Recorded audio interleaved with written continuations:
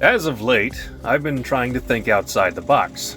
This outside the box thinking has yielded some stunning results, and some not so much. But these are risks that you take when you step into unknown territory.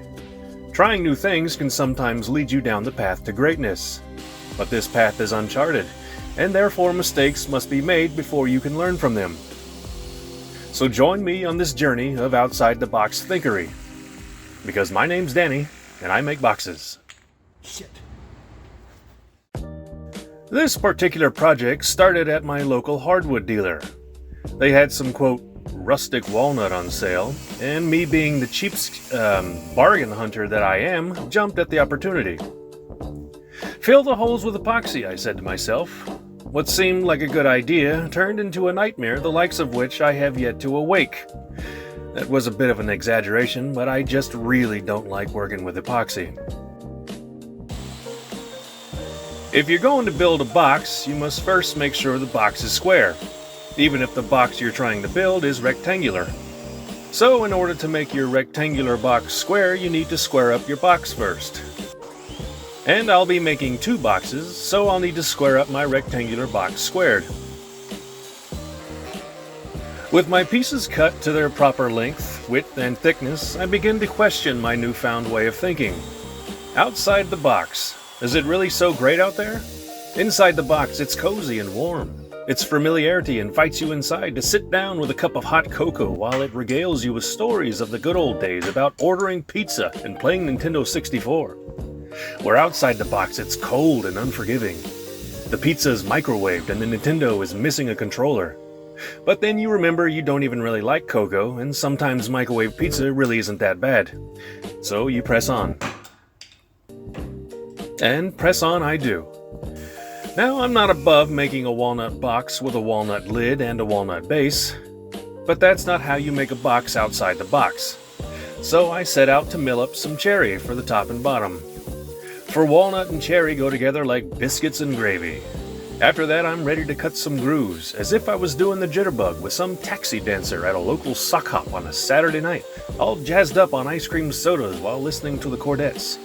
For a box with wood simply glued to the top and bottom does not a box make. Grooves and rabbets are needed in order to make the box appear as if the maker knew what he was doing.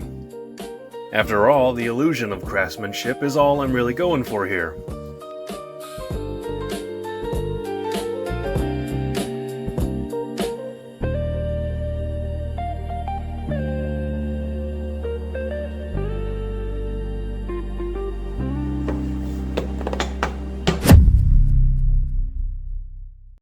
Outside-the-box thinkery has caused a paradigm shift that challenges the ideas of conventional box making. Why does a box have to sit on the ground like some sort of feral animal that keeps on knocking over your trash cans? Why can't a box have legs? Well, there are no answers to these questions because it turns out there is no rule book. There are no laws on box making. So, like some sort of Lord of the Boxes, you say to yourself, let there be legs. And like Captain Picard, you make it so. But giving a box legs is not as straightforward as one might think. At first, I use a jigsaw, which is as sloppy as it is dangerous. And as if I was a young thespian out to play the lead in Oklahoma on opening night, I broke a leg. Shit. Wasn't expecting that. Shit. Leg broken and pride hurt. I set out to mend that broken leg like Madame Pomfrey fixing Harry's arm. After I take a step back and reevaluate my decisions, I start to wonder if this project even has the legs. My poor planning has left me without a leg to stand on. But then I remember I have a secret weapon, a leg up on the competition, so to speak. I happen to have in my possession another type of saw that is perfectly suited for this type of scenario, so I better shake a leg.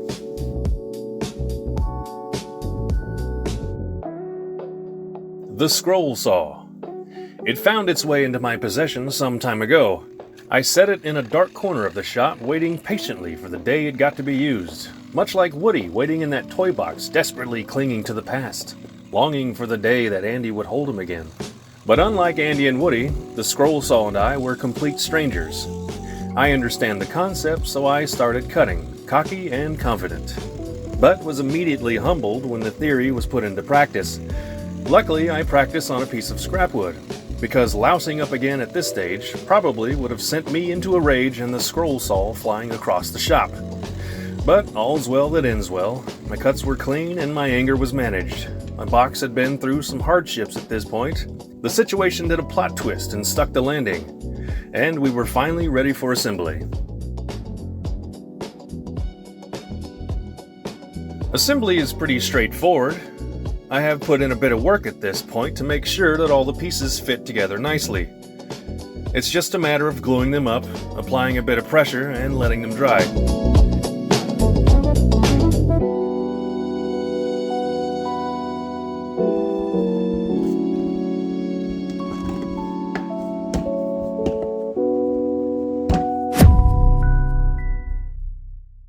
Now, a box serves little purpose if you're unable to access the inside of it. Sure, you can put a pretty rectangle on your mantel for all the world to enjoy, but I deal in form and function over here. My aim is to create a beautiful rectangle that serves a purpose as well as being a beautiful display piece. So, in order to achieve this, the lid must be separated from the box, much like Feifel was separated from his family when he moved to America.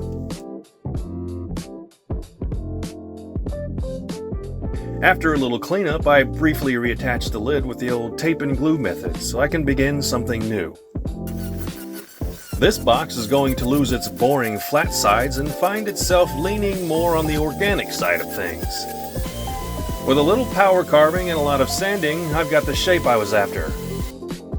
Slap on a couple of hinges and we have ourselves a functioning wooden box in which to store our trinkets, keepsakes, and valuables.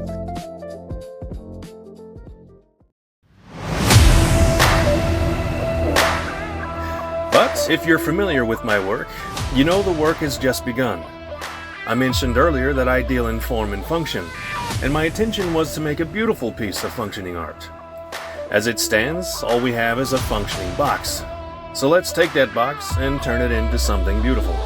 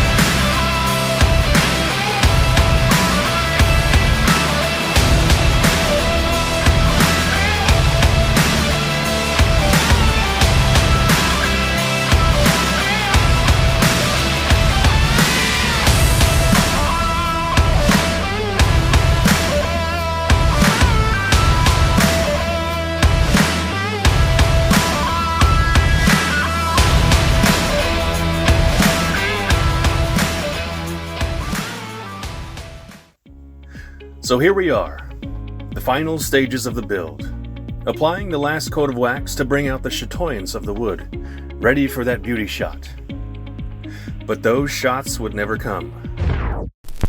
For this box was a gift, and yours truly gave it away before he took the final shots. But my more keen viewers might have noticed that I made two boxes at the same time. Although one of these boxes was featured more heavily in this video, they are pretty much the same. So I leave you with these beauty shots of its sister box, and one final thought. It can be scary to step into the unknown, but I find it even more so to stay in the same place. Stepping outside your comfort zone isn't easy, but it could be where another part of you finally gets a chance to breathe. Thanks for watching.